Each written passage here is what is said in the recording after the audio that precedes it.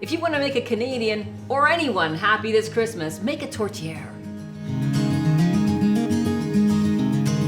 A tourtière is a French-Canadian meat pie, enjoyed mostly in Quebec over the Christmas holidays, maybe Christmas Eve or New Year's Eve, but it's not just Quebec, it's all the provinces of Canada enjoy a tourtière and some of the northern states that border Canada.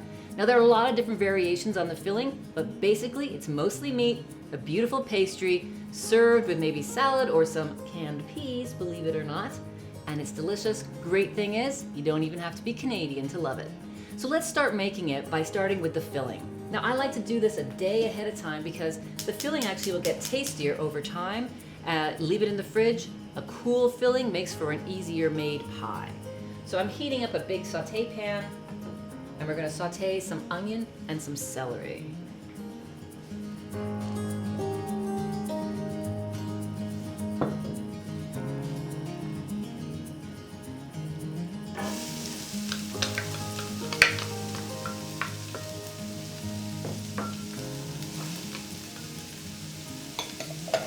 We're going to saute this until it gets nice and soft, but we don't want it to brown.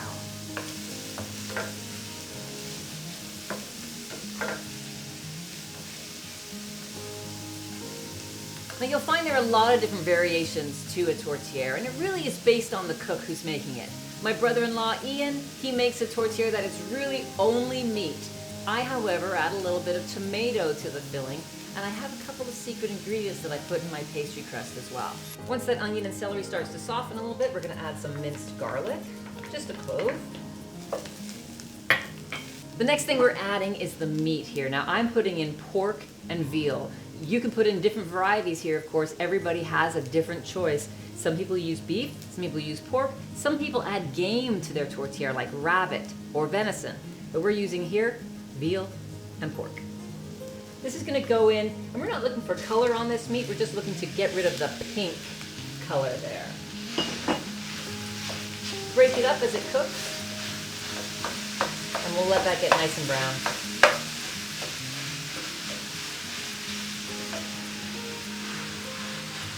So once almost all the pink is gone from the meat that you're simmering here, we're going to add our spices. It's always a great idea to add your spices before you add liquid to anything, because a lot of spices are fat soluble and the flavor will express itself more in fat. So this is savory. Savory is a dried herb. It's much like marjoram or thyme. If you can't find summer savory, you can use one of those two ingredients. Then I'm going to also add some cinnamon. This is quite traditional in a tourtière, delicious, one of my favorite aspects of it. And then a pinch of ground cloves. Not too much, maybe a pinch and a half. And that's about it. And we're going to stir those around and make sure they get coated in that fat. Now there is an option right now to drain off some of the excess fat in the tourtière from these meats, but fat is flavor. Fat is the vehicle for flavor.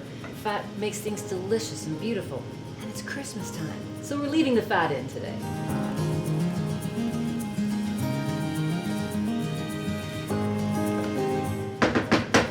Now this is where my recipe differs from my brother-in-law Ian's. He leaves his just mostly meat. I'm taking this recipe from actually my best friend's mother, and she incorporates some tomato in here. But I want crushed tomato, crushed by hand.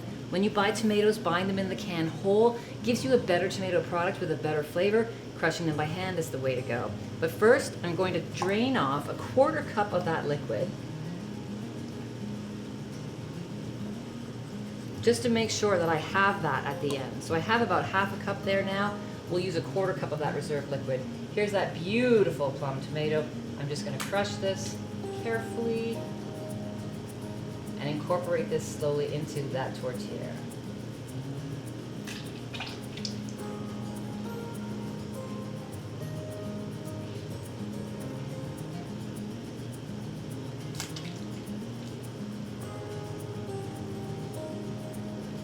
Might be a good idea to wear an apron when you do this. Okay. Now we're going to stir this in, and then we're going to use our better judgment to decide how much of that reserved tomato juice we want to add to the tourtière. I'm breaking up the tomato chunks as I see them with my spurtle.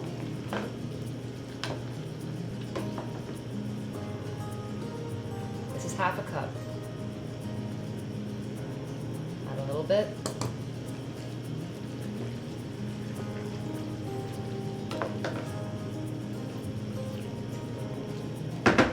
I'm going to stir in some salt.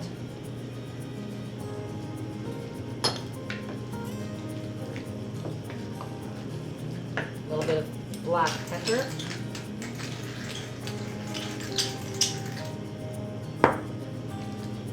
Now we're going to let this simmer for about 30 minutes.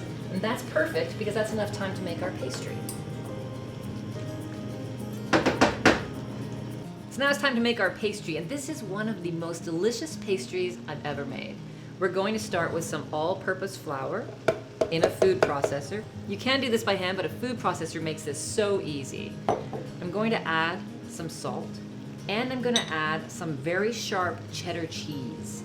This goes into the food processor with the flour, and we're going to pulse it around until it's nice and fine.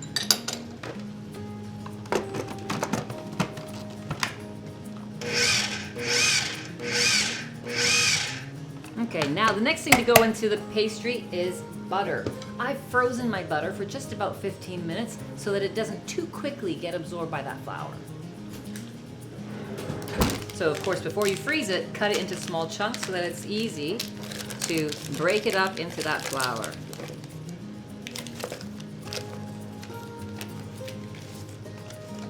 This we're going to pulse around until those little pieces of butter are about the size of a pea.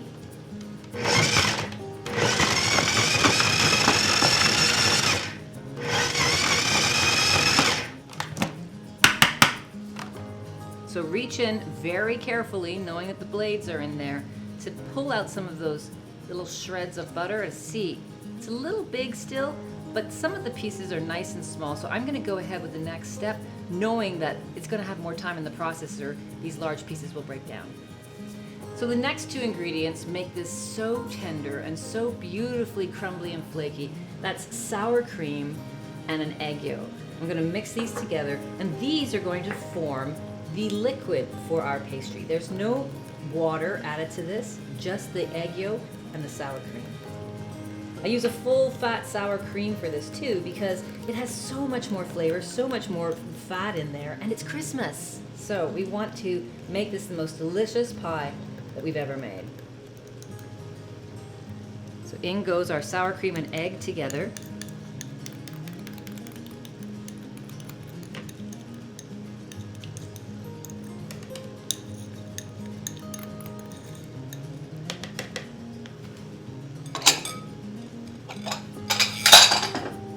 And we're going to pulse this around until it sort of comes together, or at least we're going to be able to grab it, pinch it, and mold it into a pastry.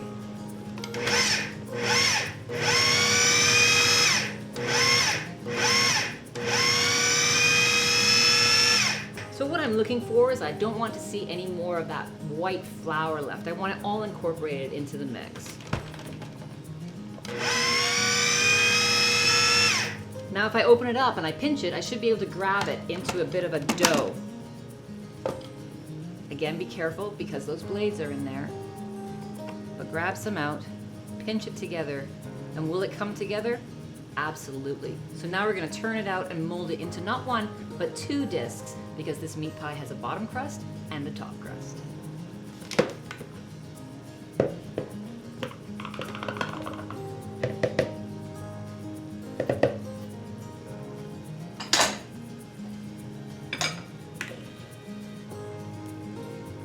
Just dump everything out onto your clean counter.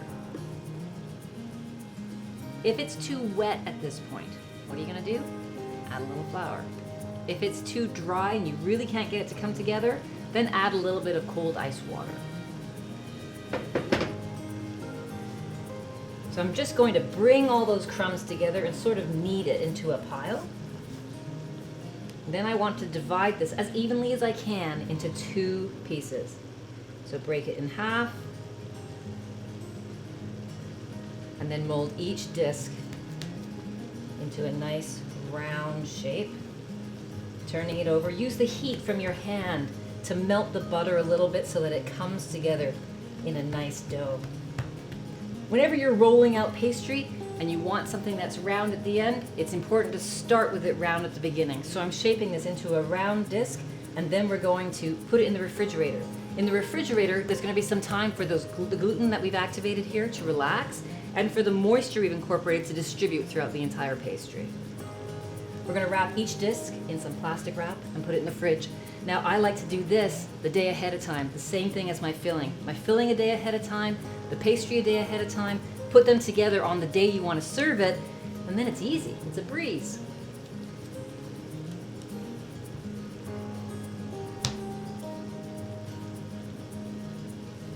Okay, wrap these 2 discs in plastic wrap and we'll refrigerate them. So after your filling has simmered for about 30 minutes, it's time to add one more ingredient and taste it. So there's going to be a little extra liquid. You take some fresh breadcrumbs. That means any leftover bread that you have, whiz it around in the food processor to make fresh crumbs. They're not toasted. Add those fresh crumbs. We're going to turn that heat off. Add the fresh crumbs, and this is going to absorb any extra liquid in that filling, making it just perfect to go into a pie. Now we have to taste it, because this is the last time you get to taste the filling before it's actually baked in the pie. You can't season it afterwards.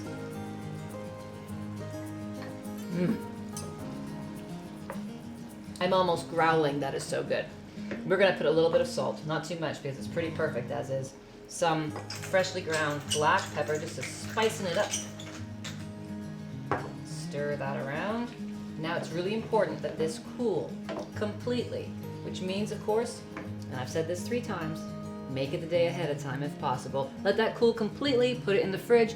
Tomorrow, or whenever, that you want to make this tourtière, it's simple as taking this out of the fridge and then rolling out the pastry that we made also yesterday. So, we'll set that aside. Here's some pastry that I made yesterday, and we're going to roll this out. Now you're going to roll out both discs of pastry. One goes in the bottom of a pie pan, a 9-inch pie pan, and the other one goes on top. I've already rolled out the bottom, and that pie pan is filled. I'm going to take a little flour on my mat here, and we'll roll out the top crust.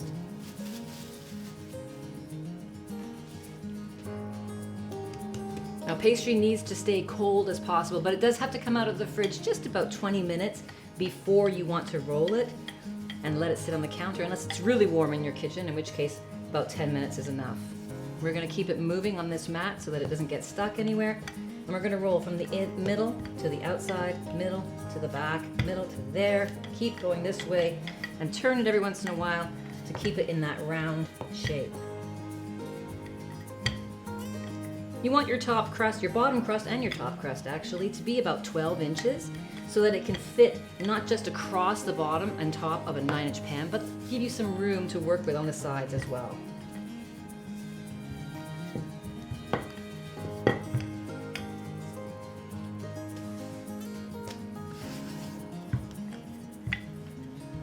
Now the sign of a good pastry, you'll actually see the butter in the pastry here. That's a really, really good sign because it's that butter with its water content that will evaporate and form flakes in that pastry, making it really, really tender and delicious and easy to cut with just a fork.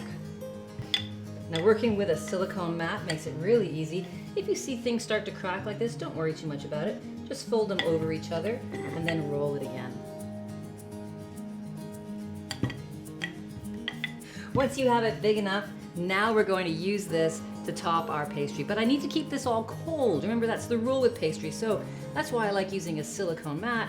I can roll this up and pop this into the fridge until I'm ready to top that pie.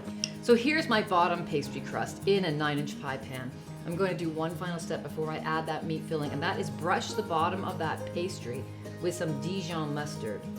This creates a nice flavor on the bottom of the crust that really adds to the whole dish. Just gives that pastry a little bit of a barrier to, so to speak, from the meat filling. So there we have it. Now we add the meat filling that we made before. It's nice and cold. The trouble with putting in a warm filling is that the pastry starts to melt, the butter in the pastry, and then it becomes not the beautiful pie that you want. It will sort of melt too fast in the oven. So we're going to put all of this in here now, nice and cold. And I mound it. You can make it go all the way to the sides, but have it mound in the center for a really pretty pie. Okay. Now we can get that top crust that we put in the refrigerator earlier. Bring this out, and we can unroll it and let it cover the top of this pie. Now it's covered it beautifully, and there is a little bit of extra there. If you want, you can trim the excess around the side here and then use that to make decorations, or you can tuck it under that bottom crust, just like this, and make a nice thick crust to go all the way around that tourtière. Now because this pie plate doesn't have a ledge, you're going to want to make sure that this crust goes vertically upwards from the pie. If you let it hang over, what happens is the butter will melt out of the pie, and then that could cause a little bit of smoke in your oven if that butter hits the bottom of the oven floor. So once it's all tucked under that bottom, we're going to just go around and make a nice decorative pattern just by pinching those two pieces of pastry tucked together, and pinch all the way around. There are lots of different ways that you can do this. Do it the way that's most comfortable to you, but make sure that it's going vertically upwards from the pie so that if it melts at all, it's going to melt down into the pie, not onto your oven floor. Now we need to vent the pie. Whenever you cook with pastry, you want to give any excess air that bakes in the oven a way out of the pie, otherwise it'll find its own way. So I'm going to take a paring knife and I'm going to make slits all the way around the pie. A hole in the center, and then just slits. And you can make the slits as decorative as you'd like them to be.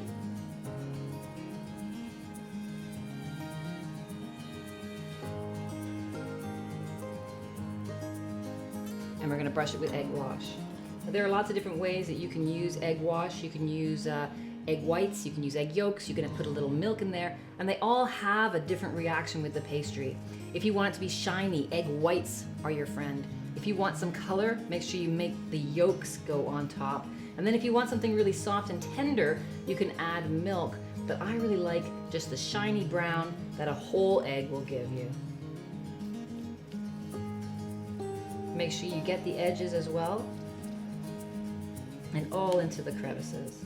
Now remember, the key with pastry is cold. So this is going to go back into the refrigerator for just half an hour while we preheat the oven to 375 degrees. Then we'll pull the cold pie out of the fridge, pop it into the oven, and in about 40 minutes after that, we're going to make a lot of people happy. So after about 40 minutes in the oven, give or take, you're going to keep your eye on it. You're going to look to see how it's browning and tent any parts that are getting a little too brown with a little piece of foil. Just make sure that it browns evenly and beautifully like this. And if you can take a close look at that, you're going to see all those little flecks of cheddar cheese. That's what all the little dark pieces are there. That's what makes this especially delicious. And you're going to have to let it cool for just about 15 minutes. I can still feel it's nice and warm, but that will help the pie set up before you go to cut it. So make your first delicious slice here. The pastry, I promise you, your pastry, if you do this recipe, will be beautiful every time.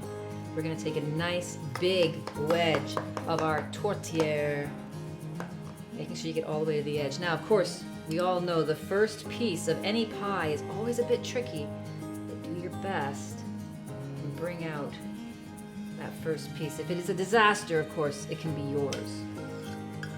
And there's your tourtière. Go back in and grab any of that extra filling, because nobody should be shorted. There it is. Now, in my family, it's tradition to serve this with something called peas, which are a canned pea. Now, I don't eat canned peas very often, but whenever I have tourtière, I definitely have peas.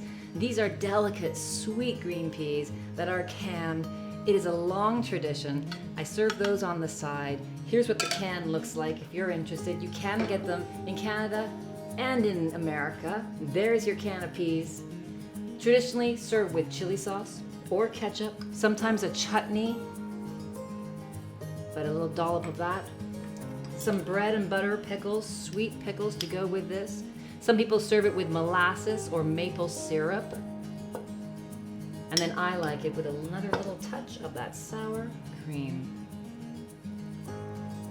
To me, that is a perfect Christmas Eve, Christmas Day, New Year's Eve dinner, a French-Canadian tourtière.